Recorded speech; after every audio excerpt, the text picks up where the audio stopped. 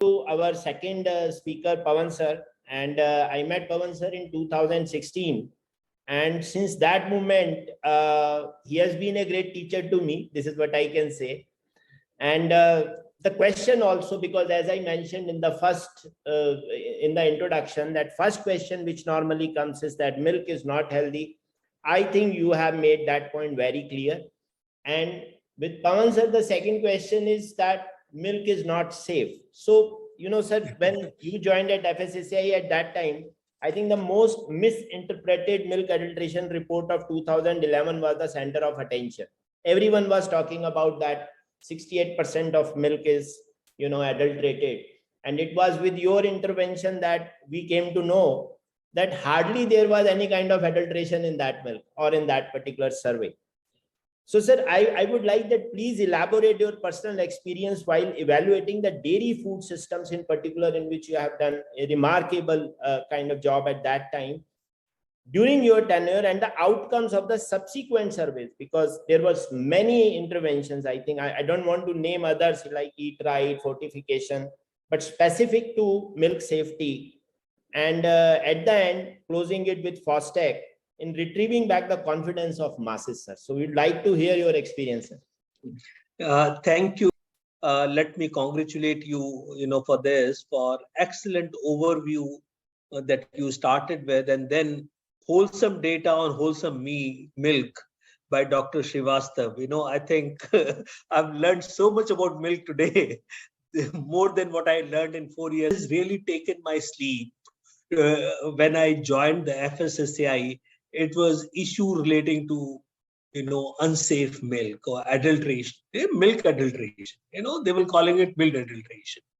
And, unfortunately, as it happens in the government, the 2011 report was not even available. Okay, it was only available in the media. The office did not have a copy of that. So that was the, so we could not even analyze what was written in the report. What we heard through media reports was 68% of the milk in India is adulterated, which obviously cannot be believed. And therefore, immediately after I joined, we embarked on an exercise to undertake a survey of milk through our own, establishments in the states. And we found that it's becoming too complex.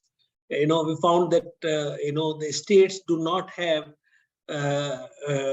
capacities consistently across all states to be able to do any such exercise in a meaningful manner, because the results that we were getting were, they were neither here nor there. So therefore we engaged later a professional agency, to undertake this national milk survey, which was conducted and completed in 2018.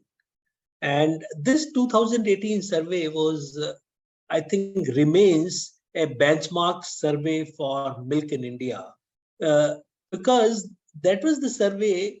It was not only qualitative survey, but we also quantified in, several toxins in milk, whether it is antibiotics or, aflatoxin, they were quantified for the first time.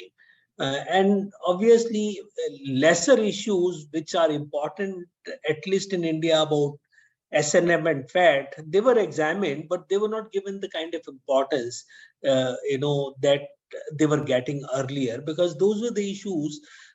They do not render the milk unsafe. I think I was told that India is one of the only countries that uses these parameters as quality standards, and many other countries use other parameters for quality, even for quality.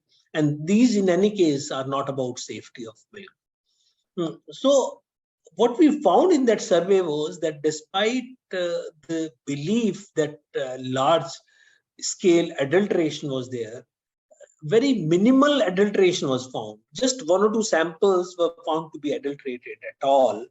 What we didn't know before the survey was that a very large percentage of India's milk, that has aflatoxins, which are beyond the admissible limit.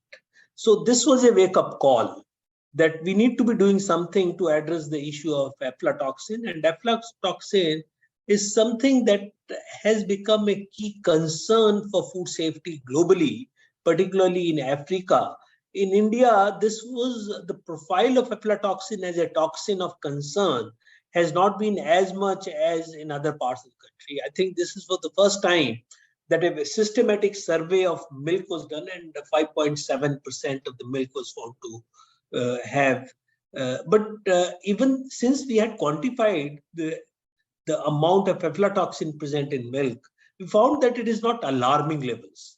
It was higher than the permissible limit, but the presence was not alarming, and that was in some sense a matter of satisfaction that we have flagged this issue, and now having flagged the issue, people who are in the sector, they will awake to this reality and will start doing something. And I'm told that a lot of action has begun to be taken after that. And the most important being that India, even today, do not have a feed regulation. And the feed is not regulated in India like many other countries in the world.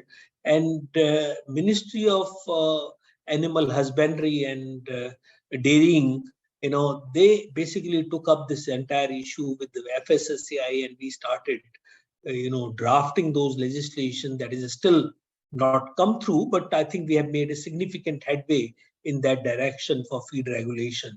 In some sense, the realization that feed is an important element to ensure food safety was recognized through that survey for the first time, and that became an important milestone in looking at food safety in India. As far as antibiotic residue was concerned, we found that only 1%, 1.2% of the samples, just 77 out of 6,342 samples had antibiotic residues beyond the permissible limit. Only one sample in the entire 6,400 samples was found to have pesticide residues above the admissible limit. So it was almost negligible.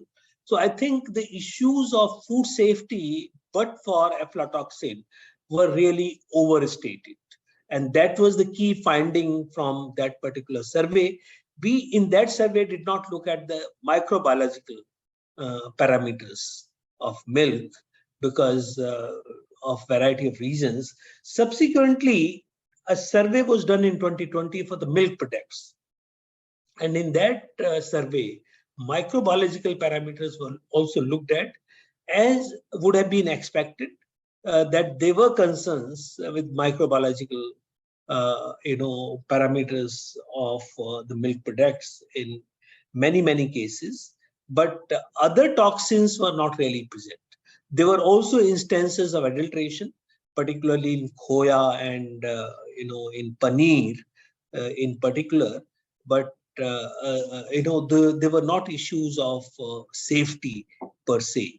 There were economic adulteration per se. So subsequent survey in 2022 in the context of lumpy skin disease, and I think there was a lot of concern about lumpy skin disease that animals, the cattle that is affected by that, they are getting overdoses of antibiotics, and therefore that milk may not be good to consume. But fortunately, only 3 out of 800 samples were found to contain, antibiotic residues above the permissible limit, which was again a matter of satisfaction.